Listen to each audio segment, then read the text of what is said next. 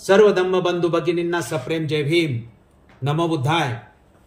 धम्मसंहिता YouTube चॅनलमध्ये आपणा सर्वांचं स्वागत. 2024च्या संविधान दिनानिमित्त संविधान सभेच्या सर्व सदस्यांना विनम्र अभिवादन. मसुदा समितीचे अध्यक्ष आणि भारतीय संविधानाचे शिल्पकार विश्वरत्न बोधिसत्व डॉक्टर बाबासाहेब आंबेडकर यांना कोटी कोटी प्रणाम.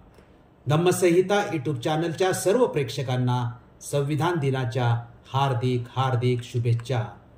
व्हिडिओ सुरू करण्यापूर्वी छोटेसे निवेदन सादर करीत आहोत. डॉक्टर बाबासाहेब आंबेडकर निर्मित दी बुद्धा अँड हिज धम्मा या ग्रंथाचे प्रबोधन पर्व जुलै 2023 पासून सुरू आहे. या प्रबोधन पर्वाला सकारात्मक प्रतिसाद मिळत आहे. धम्मसंहिता यूट्यूब चॅनलच्या वर्षपूर्ती सोहळ्यामध्ये आम्ही धम्मसंहिता चॅनलवर संविधान, रिपब्लिकन पक्ष, दी बुद्धिस्ट पर्सनला, बुद्ध विहार व्यवस्थापन कायदा या विषयावर चॅनलच्या माध्यमातून प्रबोधन करण्याचे जाहीर केले होते. त्यानुसार 2024च्या संविधान दिनाच्या पार्श्वभूमीवर संविधान दिन विशेष भाग सादर करून आम्ही संविधान प्रबोधन मालिकेला प्रारंभ करीत आहोत. धम्मसंहिता यूट्यूब चॅनलवर प्रत्येक बुधवारी संध्याकाळी 7 वाजता हे प्रक्षेपण करण्यात येईल. संविधानाच्या पार्श्वभूमीपासून संपूर्ण संविधानाचे क्रमशः प्रबोधन करण्याचा आम्ही प्रयत्न करणार आहोत. धम्मसंहिता यूट्यूब चॅनलच्या सर्व प्रेक्षकांना, नातेवाईकांना, हितचिंतकांना, मित्रमंडळींना, संविधानप्रेमी नागरिकांना विनंती आहे की आपण या उपक्रमाला सहकार्य करावे. धन्यवाद. आजचा विषय संविधान दिनानिमित्त संविधान दिन विशेष म्हणून डॉक्टर बाबासाहेब आंबेडकरांचे 25 नोव्हेंबर 1949 रोजीचे जे भाषण आहे त्या भाषणावर आधारित आम्ही व्हिडिओ सादर करण्याचा निर्णय घेतला आहे. संपूर्ण भाषणात 32 मुद्दे आहेत. हे सर्व मुद्दे व त्यावरील प्रतिक्रिया एका भागात शक्य नसल्यामुळे एकूण 4 भाग सादर करणार आहोत. त्यातील पहिल्या भागाचा विषय आहे डॉक्टर आंबेडकर द्वारा संविधान प्रक्रिया आढावा व कृतज्ञता. विषयाचे स्पष्टीकरण अथवा विषयाची पार्श्वभूमी म्हणून संक्षिप्त स्वरूपात 5 मुद्दे मांडणार आहे. ते म्हणजे 1. संविधान मसुदा स्वीकृती ठरावावरील चर्चा.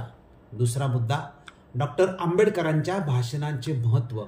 तिसरा मुद्दा संविधान सभा अभिनंदन. चौथा मुद्दा संविधान दिनी बाबासाहेबांच्या भाषणावर चर्चा व्हावी. आणि 5वा मुद्दा संविधान प्रक्रियेचा आढावा व कृतज्ञता. हे 5 मुद्दे विषयाच्या पार्श्वभूमीचे आहेत. संविधान मसुदा स्वीकृती ठरावावर चर्चा हा विषयाच्या पार्श्वभूमीचा पहिला मुद्दा आहे. संविधान सभेने संविधानाच्या मसुद्यावर 2 महिने, 11 महिने आणि 17 दिवस चर्चा केल्यानंतर भारतीय संविधानाचा अंतिम मसुदा संविधानाचे शिल्पकार व मसुदा समितीचे अध्यक्ष डॉक्टर बाबासाहेब आंबेडकरांनी गुरुवार दिनांक 17 नोव्हेंबर 1949 रोजी संविधान सभेसमोर स्वीकृतीसाठी ठेवला. त्यावर संविधान सभेत 17 ते 25 नोव्हेंबर 1949 या काळात चर्चा झाली. प्रत्येक सदस्याला 20 मिनिटाचा वेळ बोलण्यासाठी दिला होता.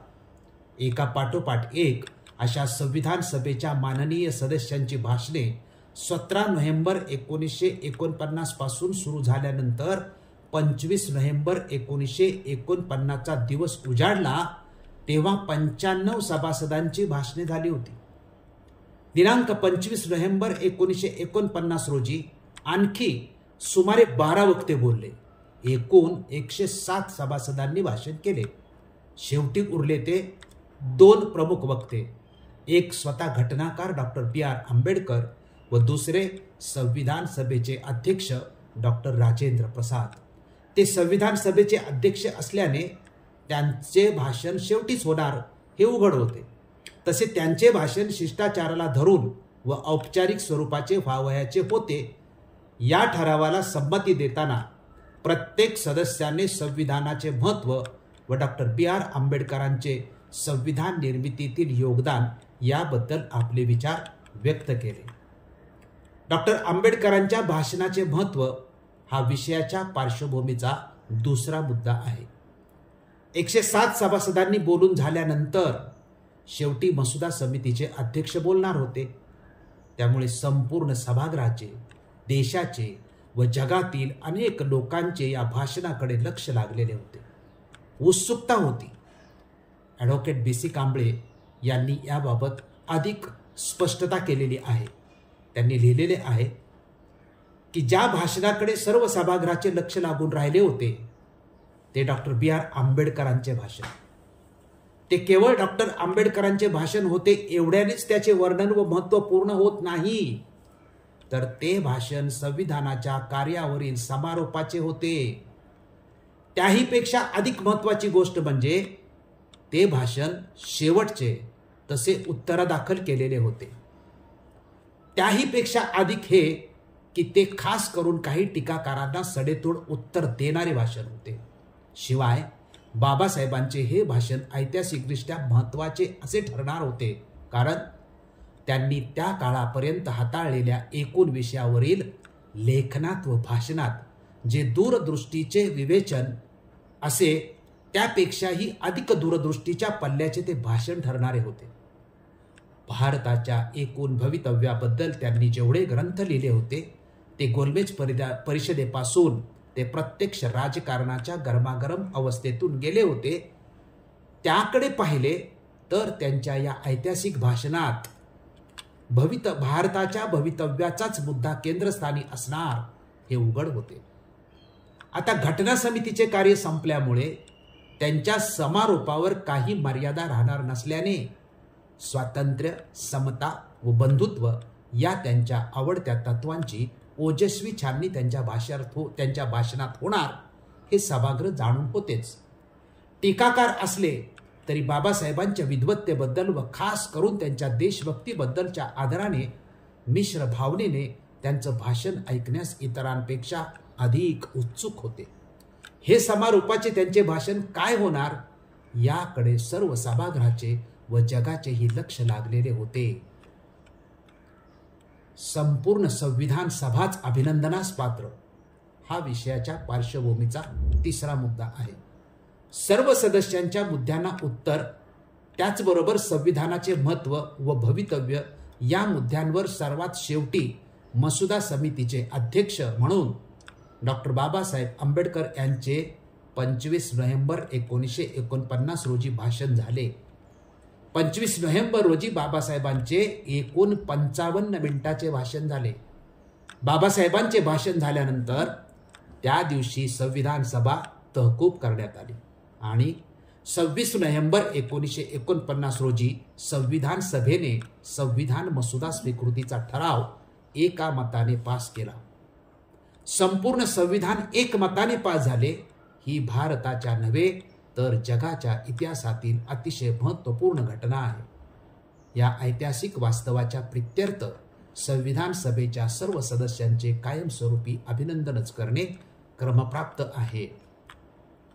25 नोव्हेंबर 1949 रोजीच्या डॉक्टर आंबेडकरांच्या भाषणावरच चर्चा व्हावी हा विषयाच्या पार्श्वभूमीचा चौथा मुद्दा आहे.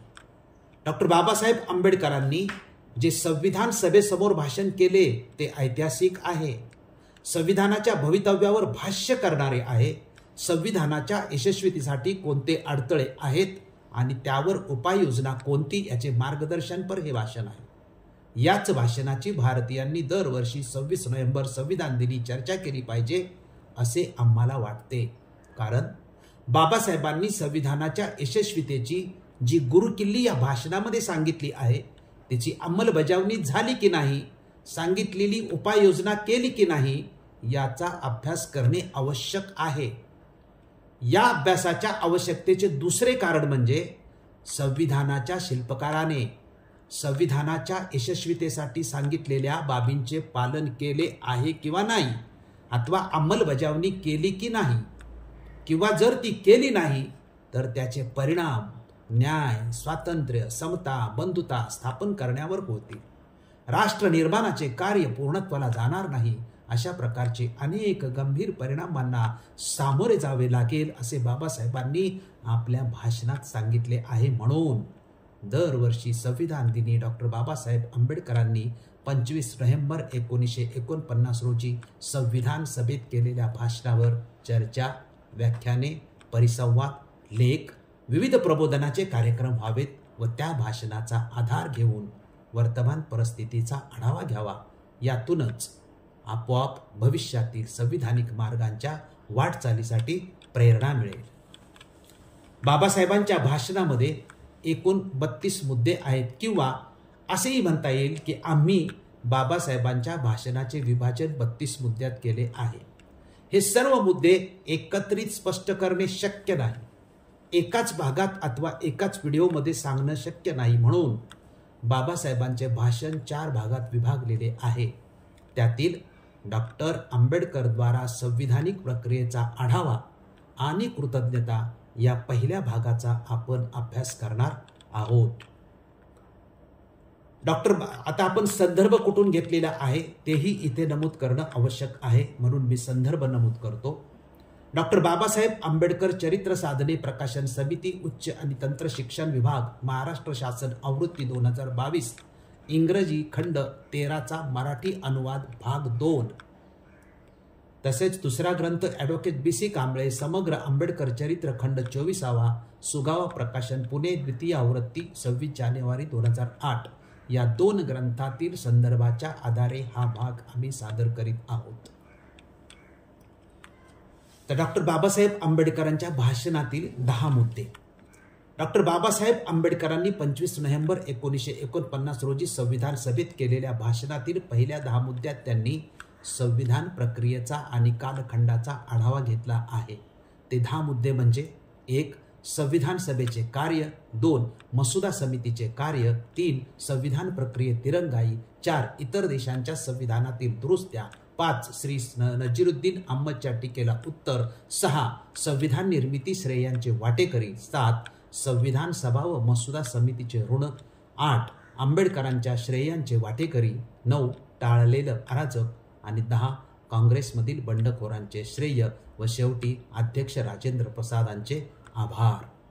या मुद्द्यांद्वारे संविधान सभा, मसुदा समिती व संविधान सभेतील सदस्याप्रती कृतज्ञता व्यक्त केली आहे. त्या 10 मुद्द्यांचा आपण येथे अभ्यास व स्पष्टीकरण पाहणार आहोत.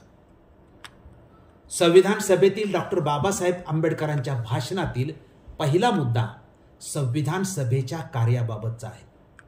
डॉक्टर बाबासाहेब आंबेडकरांनी आपल्या ऐतिहासिक भाषणाची सुरुवात केली ती संविधान सभेच्या एकूण कार्याचा व कालखंडाचा सुरुवातीपासून आढावा घेऊन केली. त्याबाबत डॉक्टर आंबेडकर म्हणतात की संविधान सभेच्या कामकाजावर मागे वळून पाहताना 9 डिसेंबर 1946ला तिच्या पहिल्या बैठकीनंतर आत्तापर्यंत 2 वर्ष 11 महिने व 17 दिवस होतात.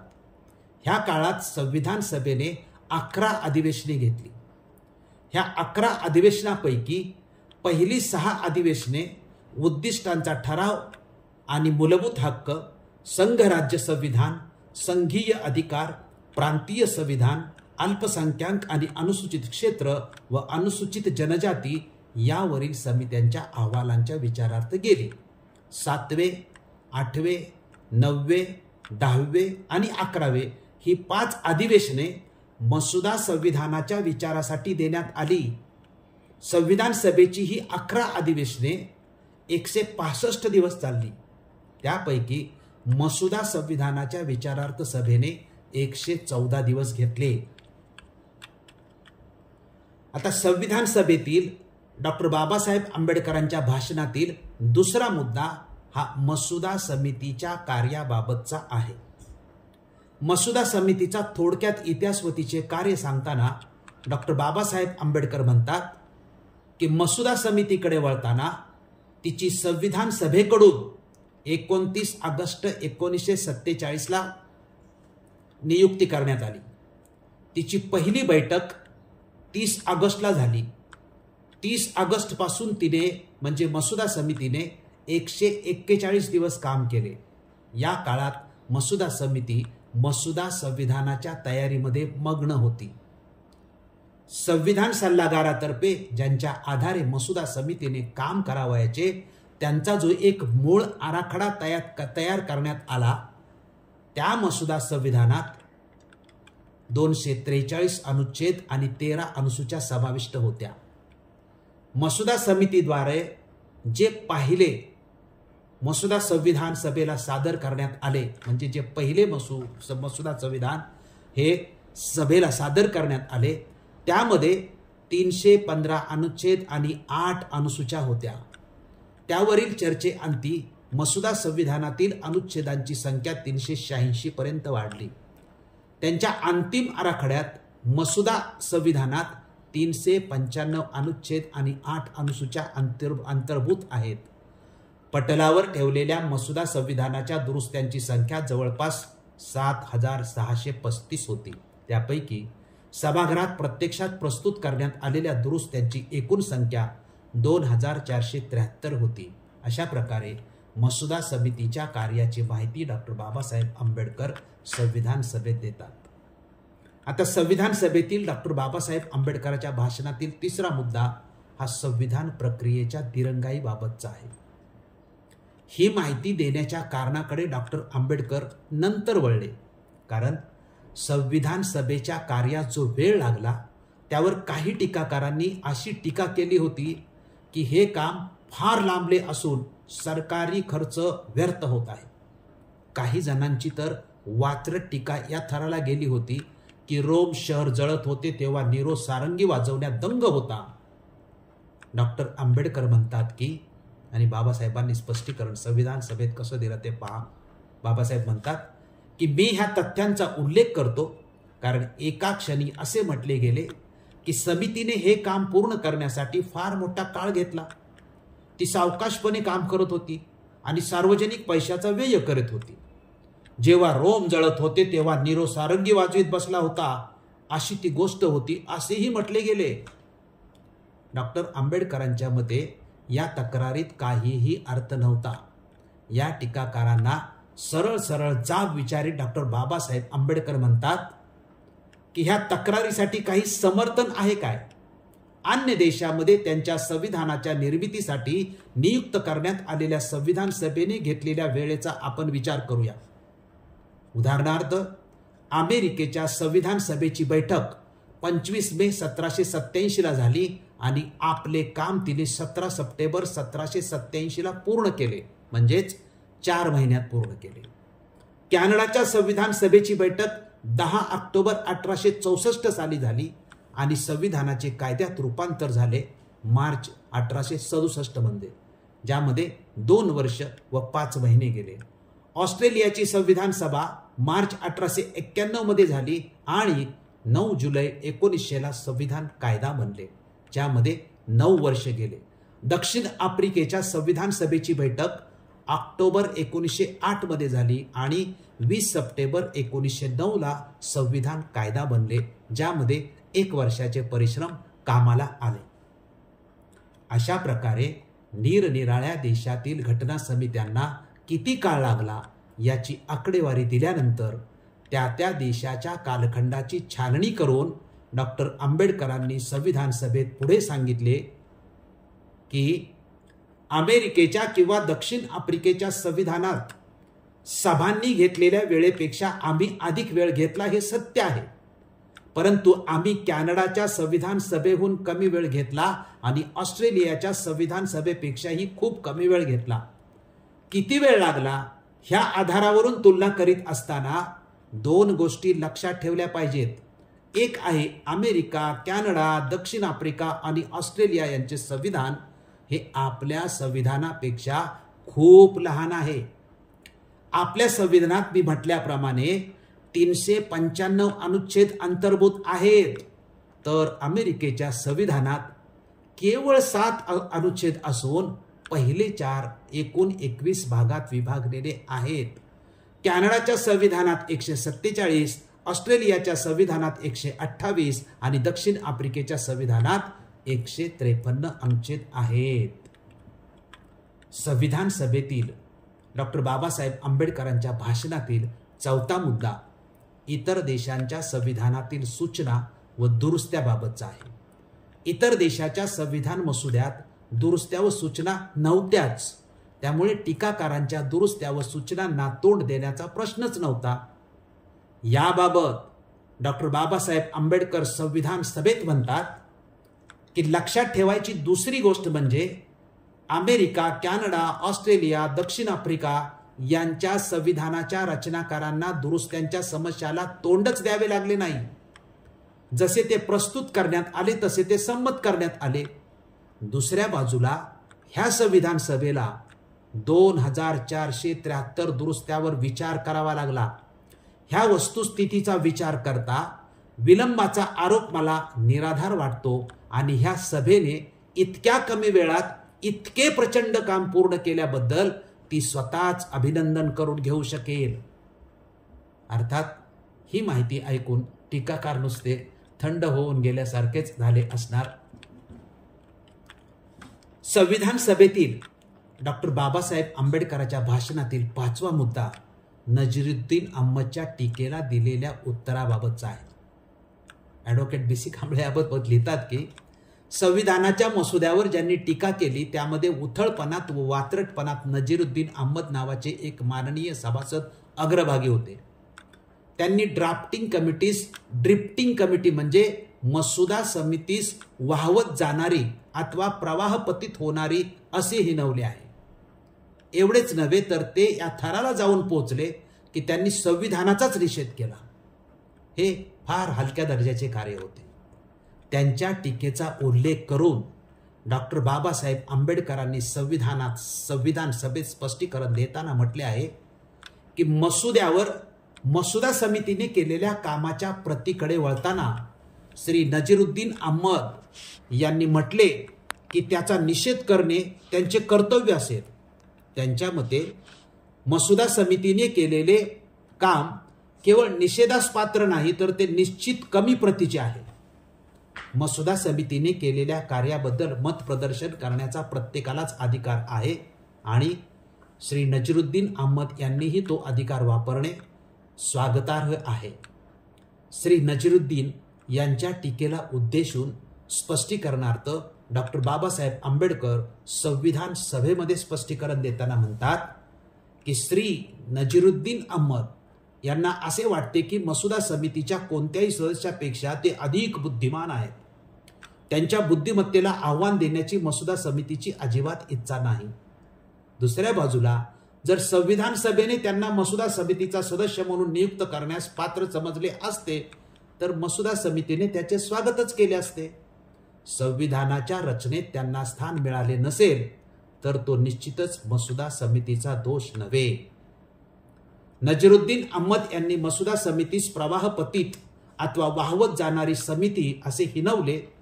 त्याचा उल्लेख करून डॉक्टर बाबासाहेब आंबेडकर संविधान सभेत स्पष्टीकरण देतात की श्री नजीरुद्दीन अहमद यांनी मसुदा समितीसाठी निश्चितच तिरस्कार व्यक्त करणारे एक नवीन नाव वापरले आहे.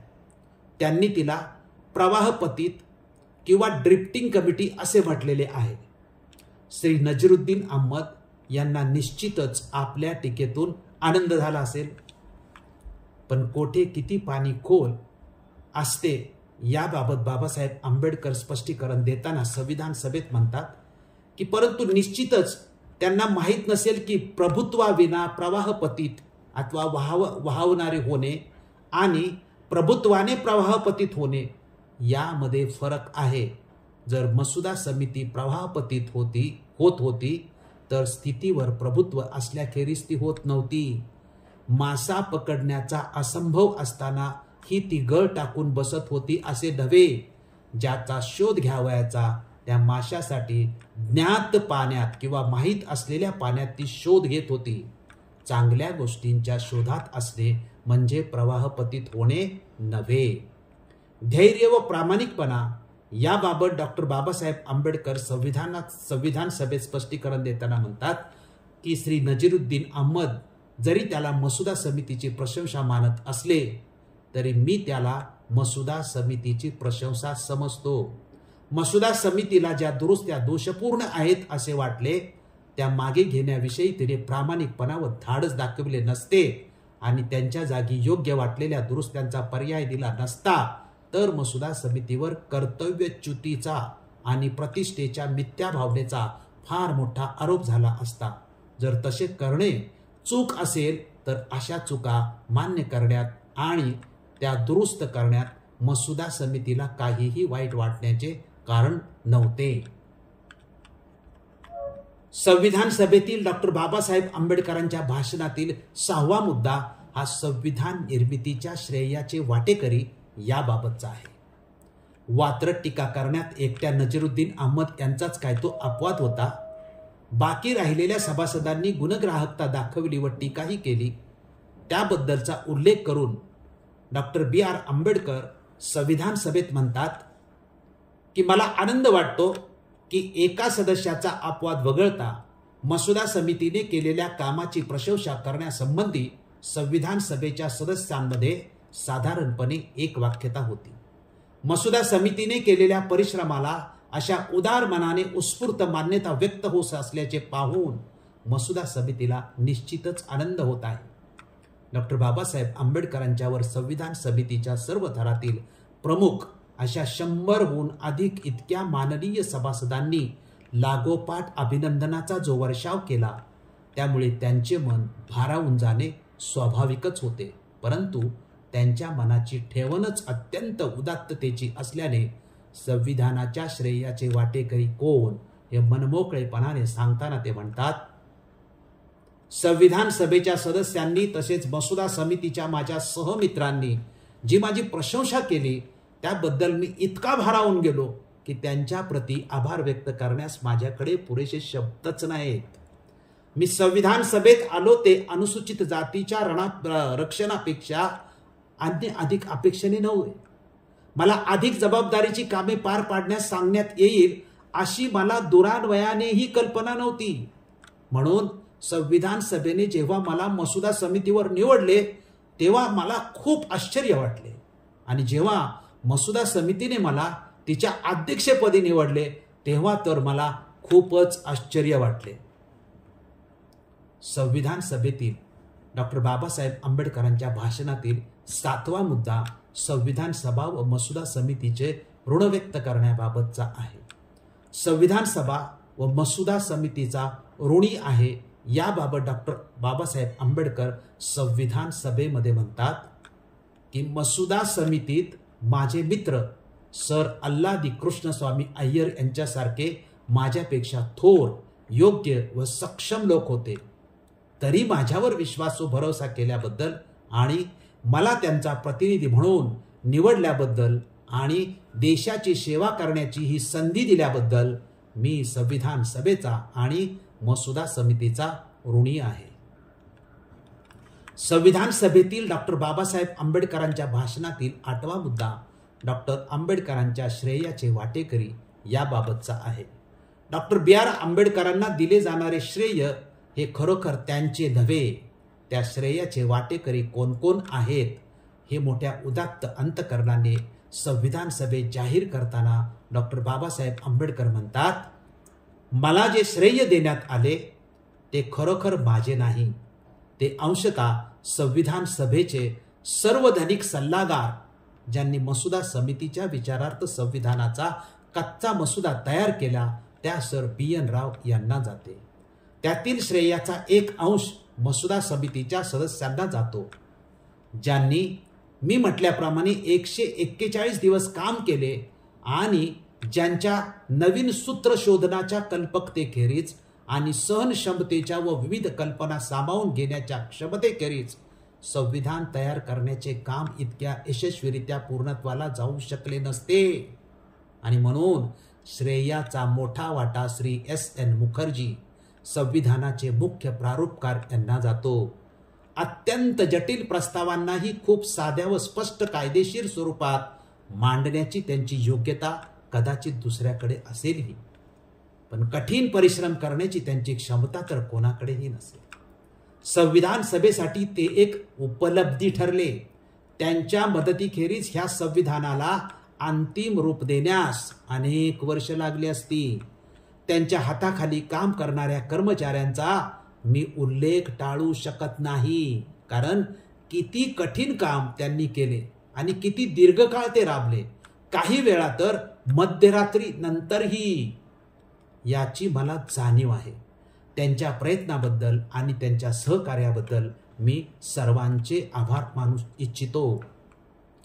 संविधान सभेतील डॉक्टर बाबासाहेब आंबेडकरांच्या भाषणातील 9वा मुद्दा हा काँग्रेस पक्षाने टाळलेल्या अराजकतेबाबतचा आहे आणि याबाबतचं संविधान सभेत स्पष्टीकरण बाबासाहेब आंबेडकरांनी दिलं. संविधान सभेचे सभासद व काँग्रेस पक्षाचे सभासद यांनी केलेल्या कार्याबद्दल व टाळलेल्या अराजकतेबद्दलचा उल्लेख करताना संविधान सभेत डॉक्टर B.R. आंबेडकर म्हणतात की जर ही संविधान सभा केवळ एक बहुरंगी जमाव, सिमेंट विना रस्ता, एक काळा दगड इकडे तर एक पांढरा दगड तिकडे, ज्यामध्ये प्रत्येक सदस्य किंवा प्रत्येक गट स्वतःच एक कायदा राहिला असता तर मसुदा समितीचे काम अत्यंत कठीण झाले असते. तेथे दुसरे काही नसून केवळ गोंधळ झाला असता. काँग्रेस पक्षाच्या या कार्याबद्दल डॉक्टर B.R. आंबेडकर पुढे संविधान सभेमध्ये स्पष्टीकरण देताना म्हणतात की अशा गोंधळाची शक्यता समूळ नष्ट झाली कारण संविधान सभेतील काँग्रेस पक्षाच्या अस्तित्वामुळे तिच्या कामकाजात सुव्यवस्था व शिस्त आणण्याचा प्रयत्न केला. काँग्रेस पक्षाच्या शिस्तीमुळे प्रत्येक अनुच्छेदाचे व दुरुस्तीचे काय होईल याची निश्चित माहिती असल्या कारणाने मसुदा समितीला संविधान सभेमध्ये संविधान प्रस्तुत करता आले. म्हणून संविधान सभेमधून संविधान सहजपणे संमत करून घेतल्याबद्दल काँग्रेस पक्ष सर्व श्रेय घेण्यास पात्र आहे. संविधान सभेतील डॉक्टर बाबासाहेब आंबेडकरांच्या भाषणातील 10वा मुद्दा काँग्रेसमधील बंडखोरांच्या श्रेयाबाबतचा आहे. काँग्रेस पक्षाच्या शिस्तीला जसे बाबासाहेबांनी श्रेय दिले त्याप्रमाणे काँग्रेसमधील बंडखोरांनाही श्रेय दिले आहे. त्याचा उल्लेख करून संविधान सभेमध्ये स्पष्टीकरण देताना डॉक्टर B.R. आंबेडकर म्हणतात की जर सर्व सदस्यांनी पक्षशिस्तीपुढे मान तुकवली असती तर संविधान सभा होयबाच्या समुदायात परिवर्तित झाली असती. सुदैवाने त्यामध्ये बंडखोर होते. ते होते श्री कामत, डॉक्टर P.S. देशमुख, श्री शिधवा, प्राध्यापक सक्सेना आणि पंडित ठाकूरदास भार्गव. त्यांच्याबरोबर प्राध्यापक K.T. शहा आणि पंडित हृदयनाथ कुंजरू यांचा मी उल्लेख केला पाहिजे. जे मुद्दे त्यांनी मांडले ते बहुधा वैचारिक होते. त्यांनी दिलेला सल्ला मी मान्य करण्यास तयार नव्हतो. त्यांच्या सल्ल्याचे मूल्य मी कमी करीत इच्छित नव्हतो किंवा सभेच्या कामात त्यांनी उत्साह आणून जी सेवा केली तिचे अवमूल्यनही केलेले नव्हते. मी त्यांचा ऋणी आहे. परंतु त्यांच्यामुळे संविधानाच्या मुळाशी असलेली तत्वे स्पष्ट करण्याची संधी मिळाली, जे करणे केवळ संविधान संमत करण्याच्या यांत्रिकी प्रक्रियेपेक्षा अधिक महत्त्वाचे होते. संविधान सभेतील डॉक्टर बाबासाहेब आंबेडकरांच्या भाषणातील आभाराचा शेवटचा मुद्दा डॉक्टर राजेंद्र प्रसादाबाबतचा आहे. संविधान सभेचे अध्यक्ष डॉक्टर राजेंद्र प्रसाद यांचे आभार मानताना संविधान सभेत डॉक्टर B.R. आंबेडकर म्हणतात की अखेर ह्या सभेचे कामकाज ज्या पद्धतीने आपण चालविले त्याबद्दल अध्यक्ष महोदय मी आपले आभार मानले पाहिजेत. सभागृहाच्या सदस्यांना जे सौजन्य व उदारता आपण दाखवली त्याबद्दल ह्या सभागृहाच्या कामकाजात ज्यांनी भाग घेतला ते कधीही विसरू शकणार नाहीत. असे काही प्रसंग होते की जेव्हा केवळ तांत्रिक स्वरूपाच्या आधारावरून मसुदा समितीच्या दुरुस्त्यांना रोखण्याचे प्रयत्न झाले ते माझ्यासाठी मोठे अस्वस्थ करणारे क्षण होते. म्हणून वैधानिक वादाला संविधान तयार करण्याच्या कामात बाधा आणण्यास आपण अनुमती न दिल्याबद्दल मी आपला विशेषत्वाने आभारी आहे. आता सारांश व अनुमान. विषयाची पार्श्वभूमी म्हणून आपण 5 मुद्दे पाहिले. त्यानंतर डॉक्टर बाबासाहेब आंबेडकरांच्या भाषणातील 10 मुद्दे पाहिले. यावरून अनुमान असे की संविधान निर्मितीचा आढावा आणि सदस्याकडून निर्माण झालेल्या आरोपांना पुराव्यासहित सडेतोड उत्तर देऊन संविधानाच्या शिल्पकाराला साजेसे काम डॉक्टर बाबासाहेब आंबेडकरांनी केलेले आहे.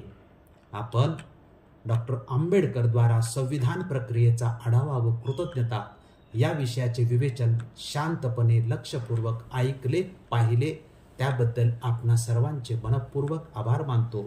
संविधान दिनानिमित्त सादर होणाऱ्या संविधान दिन विशेष या सदराखाली सादर होणाऱ्या या भागाचे विवेचन आपणास आवडले असेल तर आपण हा व्हिडिओ जास्तीत जास्त लोकांपर्यंत पोहोचवण्याचा प्रयत्न करावा. तसेच पुढील भाग डॉक्टर आंबेडकरांचे संविधानावरील आरोपांना उत्तर हा आहे, सर्वांनी जरूर पाहावा, ऐकावा व आपल्याशी संबंधित लोकांनाही सांगावे ही विनंती. संविधान दिनानिमित्त पुन्हा एकदा संविधान सभेतील सर्व सदस्यांना विनम्र अभिवादन.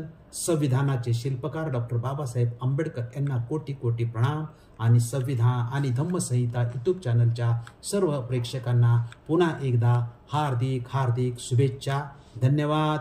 जय भीम, जय संविधान, जय भारत. भारतीय संविधान चिरायू हो.